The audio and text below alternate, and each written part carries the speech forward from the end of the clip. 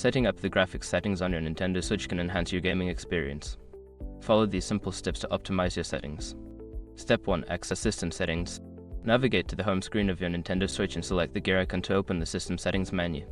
Step 2. Select TV Settings. Scroll down a menu on the left and choose TV Settings. This section allows you to adjust how your Switch displays graphics when connected to a TV. Step 3. Adjust Resolution. In the TV settings, look for the TV resolution option. You can choose between 700 TrueType and 1080p depending on your TV's capabilities for better visual quality. Step 4. Enable HDR. If your TV supports HDR High Dynamic Range, find the HDR option in the TV settings and enable it. This will improve color and contrast in compatible games. Step 5. Check game-specific settings. Some games have their own graphics settings. Launch a game and check its options menu for any available graphics adjustments to further enhance your experience. By following these steps, you can easily set up and optimize your Nintendo Switch graphics settings for a better gaming experience. Enjoy your gaming.